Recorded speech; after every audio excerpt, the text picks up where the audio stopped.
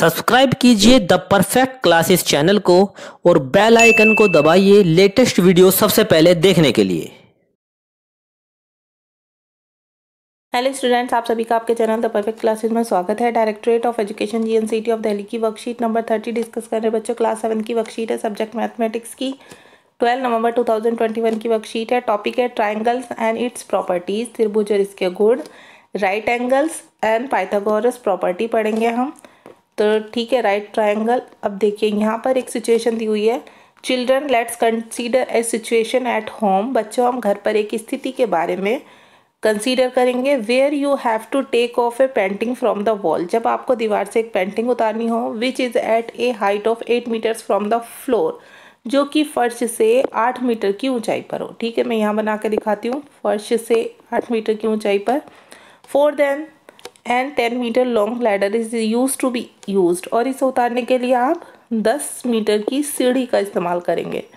ठीक है, how far away from the base of the wall should be the ladder be place. तो आपको ये ध्यान रखना है कि आपको फ्लोर पर ये जो दूरी है, कितनी दूरी से ये लैडर रखनी है, सीढ़ी रखनी है। We use Pythagoras property to find distance between the wall and the ladder.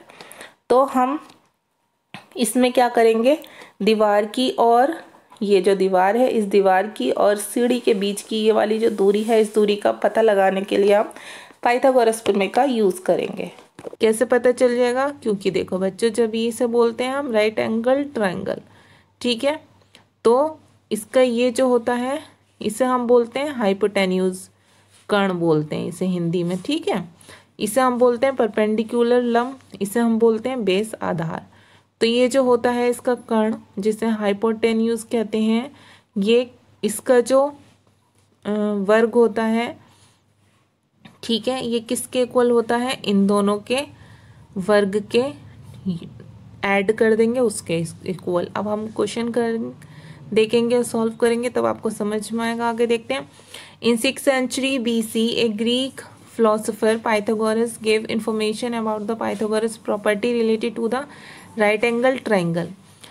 6th century BC में एक ग्रीक फिलोसोफर थे पाइथागोरस, जिन्होंने पाइथागोरस गुण के बारे में क्या की थी, सूचना दी थी समकोण त्रिभुज के बारे में। In right angle triangle the side opposites to the right angle is called hypotenuse.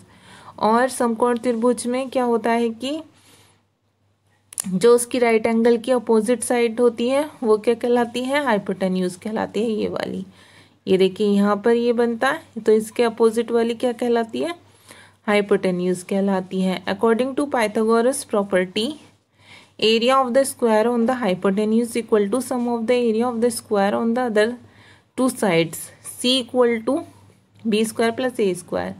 देखिए ये है, ये सी है, मान लीजिए ये ए है, ये बी है, तो सी को अगर इसे स्क्वायर करेंगे तो ये किसके इक्वल होगा, ए स्क्वायर प्लस बी स्क्वायर। ठीक है, अब देखिए longest side of the right angle triangle is hypotenuse, ये सबसे लंबी साइड होती है इसकी। आगे देखते हैं। Let us understand this with help of an example. इसे एक एग्जाम्पल से बताया हुआ है। The sides of triangle are 3 centimetre, 4 centimetre and 5 centimetre long. अब देखिए 3 साइड्स हैं, 3, 4 ये दिखाया हुआ है। अब मान लीजिए इसकी ये 3 है, ये 4 है, ठीक है, ये 5 है।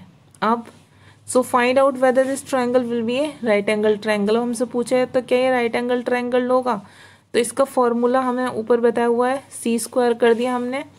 देखिए ये सी, इसे सी मान लिया, इसे हमने ए मान लिया, इसे बी मान लिया, 5 स्क्वायर कर दिया। अब इसे इसके टोटल कर देंगे जो परपेंडिकुलर और बेस है।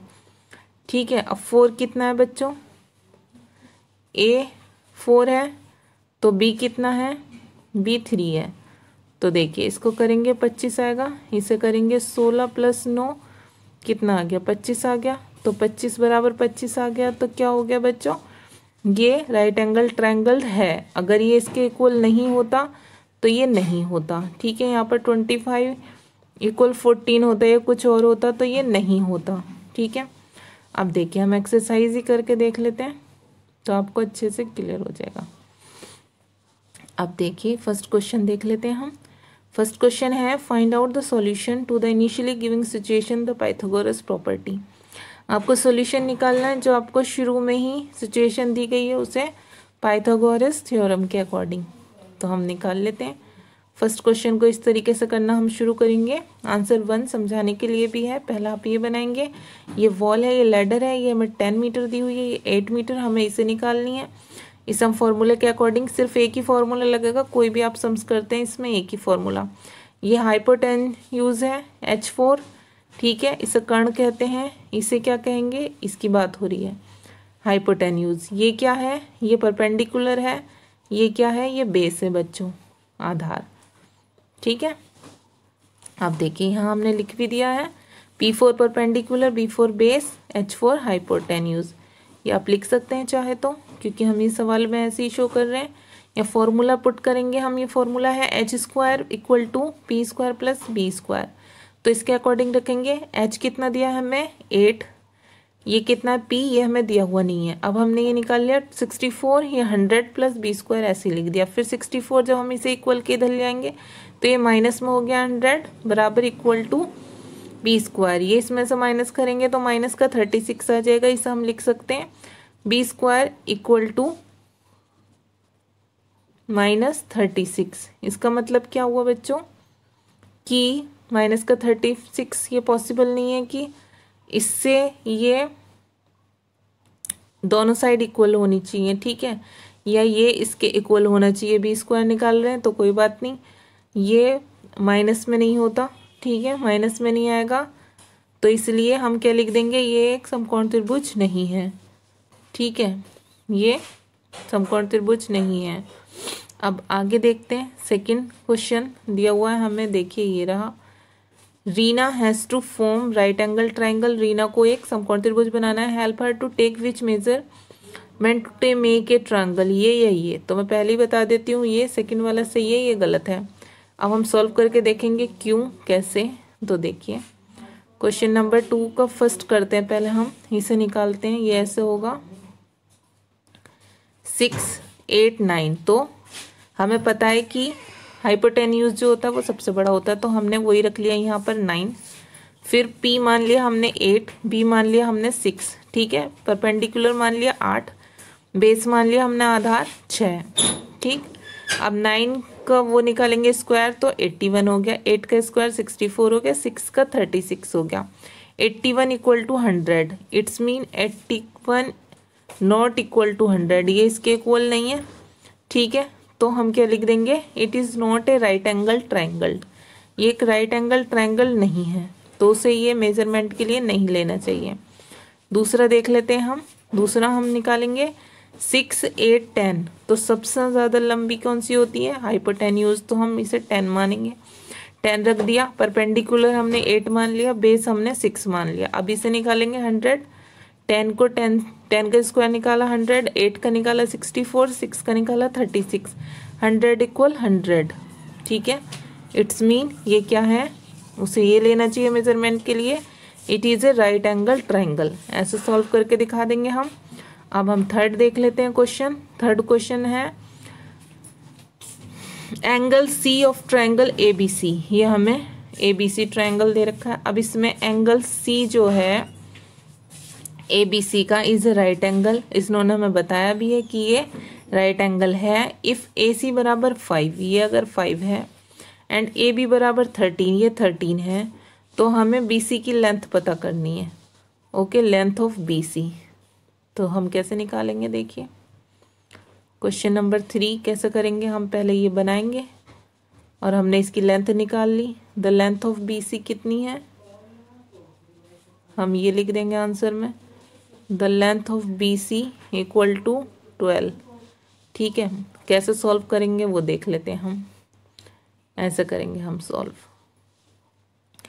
अब देखिए फॉर्मूला रखेंगे AB² बराबर AC² प्लस BC²। कुछ भी मान सकते हैं, AB भी मान सकते हैं, H भी मान सकते हैं, इसे A भी मान सकते हैं, इसे C भी मान सकते हैं, ठीक है, कुछ भी रख सकते हैं हम। ABC सिर्फ हम रखते हैं ओनली।